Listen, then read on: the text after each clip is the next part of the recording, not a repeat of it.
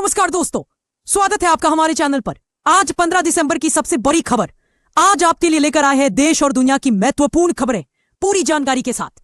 अगर आप अपडेट रहना चाहते हैं तो वीडियो को अंत तक देखें और चैनल को सब्सक्राइब करना ना भूलें।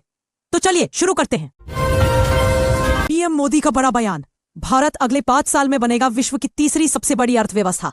प्रधानमंत्री नरेंद्र मोदी ने हाल ही में एक सार्वजनिक कार्यक्रम में कहा कि भारत तेजी से आर्थिक प्रगति कर रहा है। उन्होंने बताया कि सरकारी नीतियों, स्टार्टअप इकोसिस्टम, डिजिटल इंडिया और मैन्युफैक्चरिंग सेक्टर की मजबूती के कारण भारत वैश्विक स्तर पर अर्जेंटीना के स्टार और दिग्गज फुटबॉलर लियोनेल मेसी भारत आए हैं।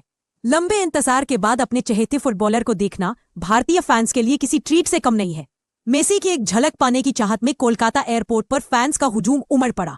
जान ले कि सुपरस्टार फुटबॉलर लियोनेल मेसी ने 14 साल बाद अपने कदम भारतीय जमीन पर रखे। वो यूनाइटेड नेशंस के चाइल्ड ऑर्गेनाइजेशन यूनिसेफ के ब्रांड एम्बेसडर हैं, जिसके तहत वह गोट इंडिया टूर के लिए कोलकाता पहुंचे। उनके साथ उनके इंटर मायामी के साथी रोड्रिगो डी पॉल और उरुग्वे के स्टार फुटबॉलर लुइस सुआरेज भी आए हैं। जियोपॉलिटिकल उथल-पुथल, हर जगह एआई, युद्ध में ड्रोन का प्रभाव, बाढ़ और साइक्लोन जैसे खतरनाक क्लाइमेट अटैक, कुल मिलाकर साल 2025 दुनिया भर में बड़े बदलावों का साल था। कुछ अच्छे थे, कुछ ज्यादातर उथल-पुथल वाले। अब हम इस साल के आखिरी पड़ाव में पहुंच चुके हैं। कुछ ही दिनों में हमारे बीच एक नया साल अपनी नई उम्मीदें और नई खुशखबरी के साथ कदम रखने वाला है। 2025 की बात करें तो ये अब जैसे तैसे बीतने ही वाला है। इस साल कभी युद्ध की आहट ने लोगों की धड़कनें बढ़ाई तो कभी साइक्लोन ने कई घर उजाड़ दिए। ऐसे में इस आर्टिकल में हम जानेंगे कि दुनिया के पटल पर साल 2025 के वो कौन से मुद्दे थे जिसने पूरे साल लोगों का ध्यान भटकाए रखा। दिल्ली में बढ़ता प्रदूषण, फिर से लागू हो सकता है जीआरपी। दिल्ली की हवा एक बार फिर गंभीर स्तर पर पहुंचती दिख रही है। कई इलाकों में एयर क्वालिटी इंडेक्स 400 के पार दर्ज किया गया है, जो गंभीर श्रेणी में आता है। विशेषज्ञों के अनुसार आने वाले दिनों में ठंड बढ़ने के साथ प्रदूषण और खतरनाक हो सकता है। सरकार की ओर से जीआरपी यानी ग्रेडेड रिस्पॉन्स एक्शन प्लान को और सख्ती से लागू करने पर विचार किया जा रहा है। स्कूलों में ऑनलाइन क्लास, निर्माण कार्यों पर रोक और डीजल वाहनों पर पाबंदी जैसे फैसले लिए जा सकते हैं।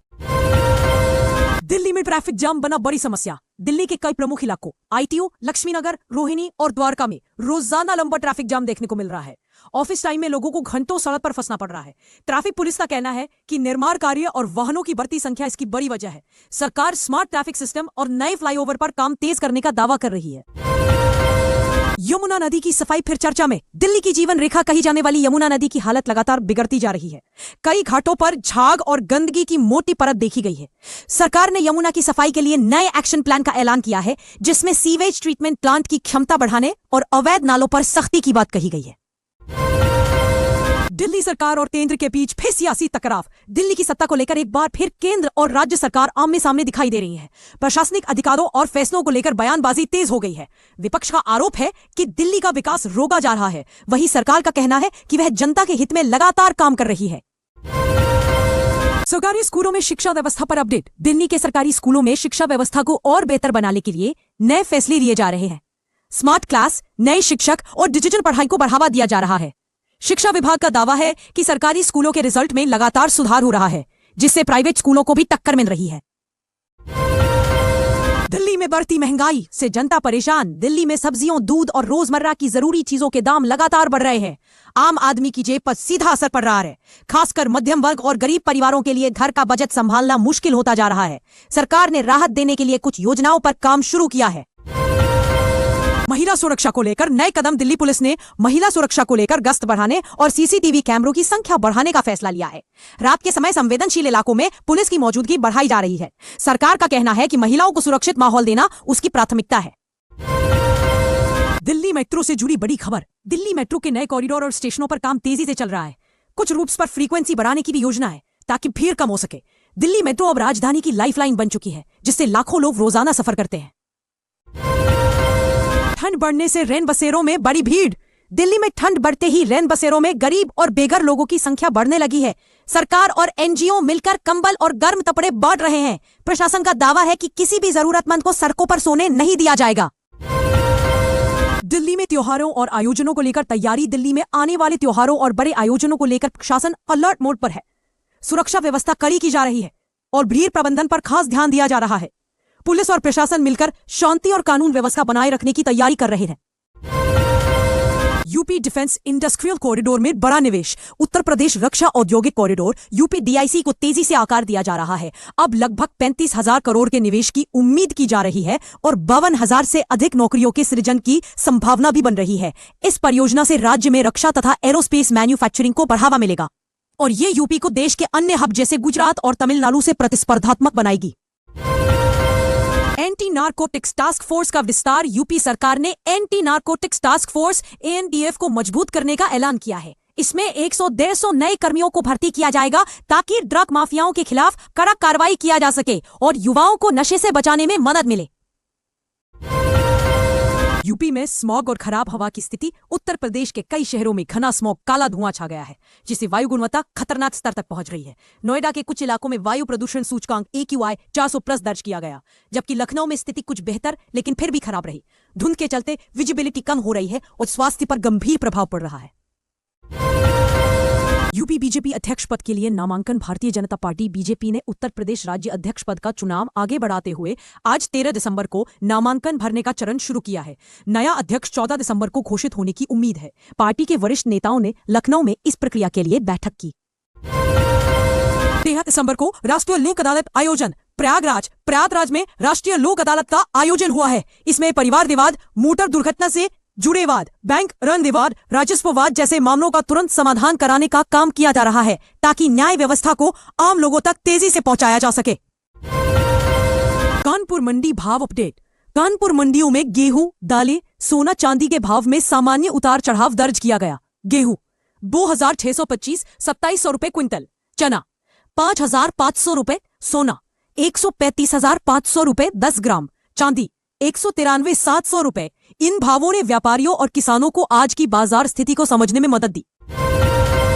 उत्तर भारत में कोहरे व कड़ाके की सर्दी। IMD के अनुसार यूपी सहित नॉर्थ इंडिया में आज घना कोहरा और ठंडी हवाएं रहने का अनुमान है। लखनऊ में न्यूनतम तापमान 11 सेल्सियस के आसपास रहने की संभावना है। यात्रियों को सुबह शाम कोहरे से सावधान रहने की सलाह दी गई है। लाइव यूपी न्यूज ताजा अपडेट। आज के लाइव ब्रेकिंग अपडेट में यूपी के अंदरूनी इलाकों से कई घटनाओं और राज्यव्यापी खबरों को जोड़ते हुए मुख्य समाचारों का कवरेज जारी है, जिसमें राजनीति, प्रशासन, मौसम और सामाजिक मुद्दों पर रिपोर्टिंग शामिल है। कानून व्यवस्था और प्रशासन अपडेट। यूपी में प्रशासन सुचारू रूप से कानून व्यवस्था बनाए रखने का काम जारी रखे हुए है। राज्य भर में स्मॉग नियंत्रण, जनता की सुनवाई और कार्यबलों के विस्तार पर ध्यान दिया जा रहा है। BSEB को मिली 3 ISO सर्टिफिकेशन की बड़ी कामयाबी। आज बड़ी खबर यह है कि Bihar school examination board BSEB को 3 ISO सर्टिफिकेशन मिले हैं, जो इसे देश का पहला ऐसा राज्य परीक्षा बोर्ड बनाते हैं जिससे ये मानक मिले हैं। ये परीक्षा प्रबंधन, डेटा सुरक्षा और पारदर्शिता में बड़ी उपलब्धि है और बिहार शिक्षा व्यवस्था में सुधार का संकेत है। STF ने सीतामढ़ी में वारंटेड अपराधी को घायल किया। Bihar special task force STF और पुलिस की संयुक्त कार्रवाई में सीतामढ़ी के पास एक वांछित अपराधी को पैर में गोली लगी। जब उसने भागने की कोशिश की, पुलिस ने हथियार और कारतूस बरामद किए। देश दुनिया की ताजा बड़ी खबरें। आज का ब्रेकिंग अपडेट भी सामने आया है, जिसमें केरल में बीजेपी की ऐतिहासिक जीत जैसी देश भर की बड़ी खबरें शामिल है, जो राजनीतिक परिदृश्य को प्रभावित कर रही है। बिहार विधानसभा चुनाव 2025, एनडीए की मजबूत स्थिति। हाल ही में हुए बिहार विधानसभा चुनाव 2025 के नतीजे में एनडीए ने फिर से मजबूत बहुमत हासिल किया है और रिकॉर्ड मतदान दर के बीच चुनाव संपन्न हुआ। एग्जिट पोल में एनडीए को प्रचंड बहुमत का अनुमान। चुनाव के दौरान आए एग्जिट पोल में एनडीए को प्रचंड बहुमत दिखाया गया, जिससे राहुल तेजस्वी की जोड़ी को बड़ा झटका लगा। देश में सुरक्षा मामलों की खबरें और बिहार का जिक्र। 17 नवंबर को दिल्ली बम धमाके के बांग्लादेश कनेक्शन की खोज ने सुरक्षा बलों की कार्यवाही पर जोर डाला और इसी समय बिहार में सरकार गठन के फार्मूले और राजनीतिक हलचल की चर्चा बनी रही। मेस्सी के दौरे में कोलकाता स्टेडियम में हंगामा। आज कोलकाता के साल्ट लेक स्टेडियम में फुटबॉल महान लियोनेल मेसी के कार्यक्रम के दौरान भारी भीड़ और खराब प्रबंधन के कारण अफरा तफरी मची। हजारों फैंस टिकट लेकर आए, लेकिन व्यवस्था में कमी के कारण मेसी स्टेडियम में बेहद कम समय रहे और दर्शक नाराज हो गए। इससे पुलिस को भीड़ को नियंत्रित करना पड़ा और आयोजक को गिरफ्तार किया गया। पश्चिम बंगाल की मुख्यमंत्री ममता बनर्जी ने मेसी और सभी फैंस से माफी मांगी है और जांच कमेटी गठित करने का ऐलान किया है। यह मामला राजनीतिक विवाद में बदल गया है। बीजेपी ने ममता पर कुप्रबंधन का आरोप लगाया और इस्तीफे की मांग भी उठाई है। नारकी पुलिस कार्रवाई। ईडी ने कोयला माफिया के खिलाफ बड़े छापे। झारखंड और बंगाल, कोलकाता सहित में प्रवर्तन निदेशालय ईडी ने अवैध कोयला खनन, चोरी और तस्करी के मामले में 40 लाख स्थानों पर एक साथ रेड ऑपरेशन चलाया। रांची, धनबाद, दुर्गापुर, पुरुलिया, हावड़ा और कोलकाता में कई ठिकानों को निशाना बनाया गया, जहां कथित कोयला माफिया और व्यापारियों के खिलाफ साक्ष्य जुटाए जा रहे हैं। यह कार्रवाई राज्य के अवैध कोयला कारोबार पर केंद्रित है और वित्तीय अनियमितताओं को रोकने के उद्देश्य से की जा रही है। झारखंड में न्याय की बड़ी सफलता, लोक अदालत में 16.8 लाख मामले सुलझे। आज झारखंड में नेशनल लोक अदालत का आयोजन हुआ, जिसमें 16.8 लाख से अधिक विवादों को निपटाया गया और लगभग 918.8 करोड़ का निपटारा हुआ। यह न्याय प्रक्रिया की क्षमता को दर्शाता है और आम लोगों को दीवानी तथा पूर्व मुकदमे में राहत प्रदान करने में मदद करेगा। झारखंड में सड़क बुनियादी ढांचे को तवज्जो बढ़ा, 140 नई सड़क योजनाएं स्वीकृत। केंद्र सरकार ने झारखंड में आदिवासी इलाकों के लिए 140 सड़क परियोजनाओं को मंजूरी दी, जिससे राज्य में लगभग 270 किलोमीटर से अधिक नई सड़कें बनेंगी। ये योजना ग्रामीण क्षेत्रों में कनेक्टिविटी और आर्थिक गतिविधियों को बढ़ावा देगी। राजनीतिक आरोप प्रत्यारोप, बीजेपी ने सीबीआई जांच की मांग। झारखंड बीजेपी अध्यक्ष बाबूलाल मरांडी ने एक कथित अवैध खनन नेटवर्क के लिए सीबीआई जांच की मांग की है। उन्होंने मुख्यमंत्री हेमंत सोरेन सरकार पर आरोप लगाया कि राज्य में अवैध खनन और वित्तीय गड़बड़ियों पर ठीक से कार्रवाई नहीं हो रही है। कोलकाता में ऑरेंज लाइन मेट्रो परियोजना पर हाईकोर्ट में अपडेट। कोलकाता में ऑरेंज लाइन मेट्रो के निर्माण में देरी के कारण चिंगड़ी घाटा के निकट अड़चनों पर चर्चा के लिए राज्य सरकार ने रेल विकास निगम लिमिटेड (RVNL) से 17 दिसंबर को बैठक करने का हाईकोर्ट को आश्वासन दिया है। ये परियोजना एयरपोर्ट से जुड़े परिवहन में अहम भूमिका निभाएगी। पश्चिम बंगाल में सड़कों के बड़े विकास के लिए 8,488 करोड़ की योजना। पश्चिम बंगाल सरकार ने 8,488 करोड़ का रोड डेवलपमेंट प्लान मंजूर किया है, जिसके तहत राज्य में 20,000 किलोमीटर से अधिक नई सड़कों का निर्माण होगा। यह योजना ग्रामीण शहरी कनेक्टिविटी को मजबूत करेगी और आर्थिक गतिविधियों को बढ़ावा देगी। झारखंड में ट्रेन परिचालन और सामाजिक मुद्दे, धनबाद टाटा से टाटा बिलासपुर एक्सप्रेस ट्रेन रद्द की गई है और राज्य में बच्चों की तस्करी के आरोपों पर पुलिस जांच भी जारी है। साथ ही सरकार और विपक्ष के बीच विधानसभा में बयानबाजी भी देखने को मिली है। हिमाचल में 4 नए भूकंपीय वेधशाला केंद्र स्थापित। हिमाचल प्रदेश के कांगड़ा, हमीरपुर इलाके में अब 4 नए भूकंपीय निगरानी आयोजन साइस्मिक ऑब्जर्वेटरी शुरू किए गए हैं। यह इलाका जोन V है, भारत का सबसे भूकंप संवेदनशील क्षेत्र। इसका उद्देश्य भूकंप की चेतावनी क्षमता बढ़ाना और आपदा के समय जल्दी प्रतिक्रिया देना है। साथ ही ग्रामीण कनेक्टिविटी सुधार के लिए 295 सड़कों का प्रस्तावित PMGSY नेटवर्क भी समीक्षा में है, ताकि दूर दराज इलाकों को मुख्य मार्गों से जोड़ा जा सके। हिमाचल सरकार ने जनजातीय क्षेत्रों के लिए बड़े विकास पैकेज की घोषणा की। मुख्यमंत्री सुखविंदर सिंह सुक्खू ने जनजातीय इलाकों के लिए कई छूट और योजनाओं की घोषणा की। युवाओं के लिए बस ट्रैवलर वाहन खरीद पर 40% सब्सिडी, 4 महीने का रोड टैक्स माफ, निजी सोलर प्रोजेक्ट्स को इंटरेस्ट सब्सिडी, बर्फ वाले इलाकों में जल्द निर्माण कार्य पूरा करने का निर्देश, कैलाश मानसरोवर यात्रा को विकसित करने के प्रयास। ये कदम बुनियादी ढांचे, रोजगार और ऊर्जा उत्पादन को बढ़ाने के लिए है। देहरादून में पिंक ट्रम्पेट पेड़ समय से पहले खिल गए। उत्तराखंड की राजधानी देहरादून में पिंक ट्रम्पेट नामक पेड़ इस मौसम में असामयिक फूल देने लगे हैं, जो वैज्ञानिकों के अनुसार बारिश की कमी और जलवायु बदलाव का संकेत है। विशेषज्ञों के अनुसार यह बदलाव जलवायु असंतुलन और मौसमी अनियमितताओं का लघु संकेत है, जिसे और अध्ययन की आवश्यकता है। उत्तराखंड HC ने वन अधिकारी की प्रमोशन रोकने के आदेश पर रोक लगाई। उच्च न्यायालय हाईकोर्ट ने वन अधिकारी कुलदीप सिंह की प्रमोशन रोकने वाले शासन आदेश पर अस्थायी रोक लगा दी है। अदालत ने कहा कि प्रमोशन के बाद देर से लगाई गई चार्जशीट को प्रमोशन रोकने का आधार नहीं बनाया जा सकता। अगली सुनवाई 16 फरवरी 2026 को तय हुई है।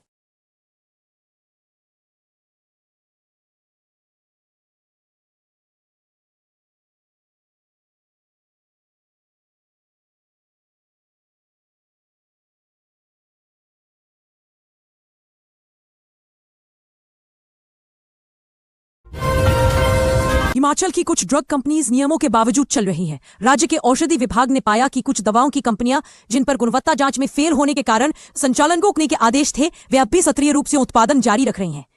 यह नियामक अनुपालन और गुणवत्ता नियंत्रण में बड़े जोखिम का संकेत माना जा रहा है।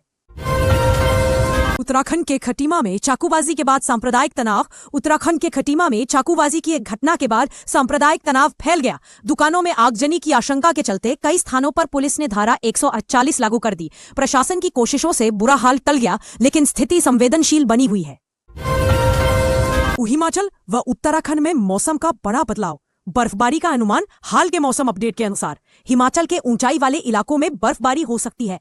ठंड का प्रभाव और शीतलहर बढ़ रही है। कई पर्यटन स्थलों पर सैलानी मौसम के बदलते पैटर्न का आनंद ले रहे हैं। ठंड और मौसम का असर खेतों और स्थानीय जीवन पर भी दिखाई दे रहा है। हिमाचल हाईकोर्ट, उत्तराखंड सड़क हादसे और लोकल न्यूज अपडेट। हाल ही में स्थानीय चैनलों पर हिमाचल में एक हाईकोर्ट केस के खिलाफ SLP दायर हुई। उत्तराखंड के बद्रीनाथ राजमार्ग पर सड़क हादसे में लोगों की मौतें। मैदानी इलाकों में दैनिक अपडेट जारी। ये छोटे बड़े परंतु आम जनजीवन से जुड़े खबरों का हिस्सा है। शांति और पर्यावरण, पेरिस समझौते के 10 साल, प्रगति और चुनौतियां। आज पेरिस क्लाइमेट एग्रीमेंट के 10 साल पूरे हो गए। रिपोर्टों के अनुसार नवीकरणीय ऊर्जा तेजी से बढ़ी है। वैश्विक निवेश $2 ट्रिलियन पार कर गया है और चीन और भारत दोनों ने कम कार्बन स्रोतों से बिजली उत्पादन में बड़ी भूमिका निभाई। लेकिन उत्सर्जन कम होने के बावजूद लक्ष्य 1 डिग्री सेल्सियस तक गर्मी रोकने में वैश्विक एकता कमजोर दिख रही है। विकसित देशों और विकासशील देशों के बीच वित्तीय सहयोग और विश्वास की खाई बनी हुई है। यह खबर वैश्विक जलवायु नीति, ऊर्जा परिवर्तन और पर्यावरण रणनीति पर केंद्रित है। मानव अधिकार संकट, नोबेल शांति विजेता नरगिस मोहम्मदी का पुनः गिरफ्तार होना। ईरान में नरगिस मोहम्मदी, जो 2023 की नोबेल शांति पुरस्कार विजेता है, को सरकार ने दोबारा हिरासत में लिया। मानवाधिकार समूहों ने इसे कड़ी निंदा की है और उनकी तत्काल रिहाई की मांग कर रहे हैं। इस गिरफ्तारी के पीछे कथित तौर पर वह भाषण है जिसमें उन्होंने मानवाधिकार कानूनों की आलोचना की थी। पत्रकारों की भी गिरफ्तारी की खबरें आई है। यह घटना वैश्विक मानवाधिकार मुद्दों और राजनीतिक दमन को उजागर करती है।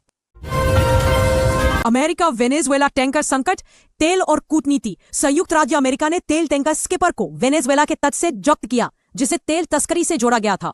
अमेरिकी अधिकारियों ने कहा कि इस कदम का उद्देश्य प्रतिबंधों का प्रवर्तन और अधिकारियों के खिलाफ कार्रवाई को मजबूत करना है। वेनेजुएला ने इसे अंतर्राष्ट्रीय समुद्री डकैती बताया और तनाव और बढ़ गया है, जिससे दोनों देशों के बीच ऊर्जा और कूटनीति पर विवाद गहराया है। तेल, ऊर्जा नीति और अंतर्राष्ट्रीय सैन्य दबाव इस खबर का केंद्र है। पाकिस्तान रूस में विवादित राजनीतिक वाकया। शहबाज शरीफ और पुतिन। सोशल मीडिया पर वायरल एक वीडियो में दावा किया गया कि रूसी राष्ट्रपति पुतिन ने पाकिस्तान के प्रधानमंत्री शहबाज शरीफ को बैठक में 40 मिनट तक इंतजार कराया, जिसके बाद वह बैठक में शामिल हो गए। हालांकि कई रिपोर्टों ने इस दावे की विश्वसनीयता पर सवाल उठाए हैं। यह मामला अंतर्राष्ट्रीय कूटनीति और मीडिया ट्रेंड के रूप में चर्चा में है। राजनीतिक संबंधों और मीडिया रिपोर्टिंग पर असर। दिल्ली NCR में सांस लेना दुश्वार। एक दिन में 2 बार बदला ग्रैप। चौथे चरण लागू होने के बाद स्कूल ऑफिस में होगा work from home. Delhi NCR में बढ़ते प्रदूषण ने लोगों को सांस लेना मुश्किल कर दिया है। डॉक्टरों के अनुसार फिलहाल दिल्ली की यह प्रदूषण वाली हवा वैसे तो सभी को प्रभावित कर रही है, लेकिन बच्चों और बुजुर्गों के साथ बीमार लोगों के लिए काफी खतरनाक हो सकती है। दिल्ली और NCR में बढ़ते प्रदूषण को देखते हुए CAQM ने ग्रैप 4 लागू कर दिया है।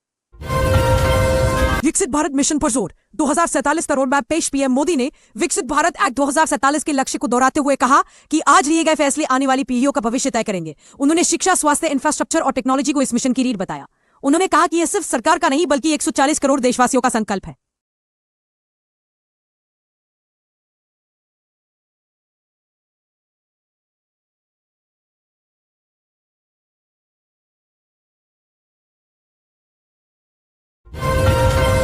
गरीबों के लिए बड़ा ऐलान। योजनाओं का लाभ सीधे जमीनी स्तर तक। प्रधानमंत्री मोदी ने कहा कि सरकार की प्राथमिकता है कि गरीब, किसान, महिला और युवा तक योजनाओं का लाभ बिना किसी बिचौलिए के पहुंचे। उन्होंने बताया कि डायरेक्ट बेनिफिट ट्रांसफर DBT से करोड़ों लोगों को फायदा हुआ है और भ्रष्टाचार पर लगाम लगी है। PM मोदी का बड़ा बयान। भारत अगले 5 साल में बनेगा विश्व की तीसरी सबसे बड़ी अर्थव्यवस्था। प्रधानमंत्री नरेंद्र मोदी ने हाल ही में एक सार्वजनिक कार्यक्रम में कहा कि भारत तेजी से आर्थिक प्रगति कर रहा है। उन्होंने बताया कि सरकारी नीतियों, स्टार्टअप इकोसिस्टम, डिजिटल इंडिया और मैन्युफैक्चरिंग सेक्टर की मजबूती के कारण भारत वैश्विक स्तर पर बड़ी ताकत बनकर उभर रहा है। PM मोदी ने युवाओं से आत्मनिर्भर भारत अभियान से जुड़ने की। तो दोस्तों, ये थी हमारी ताजा खबरों की अपडेट। अगर आपको ये वीडियो पसंद आया हो तो इसे लाइक और शेयर करें और हमारे चैनल को सब्सक्राइब करना ना भूलें। आप कमेंट में बता सकते हैं कि अगली बार आप किस तरह की खबरें चाहते हैं। राजनीति, खेल, धर्म, मौसम, शिक्षा या कुछ और। मिलते हैं अगले अपडेट के साथ। धन्यवाद। जय भारत।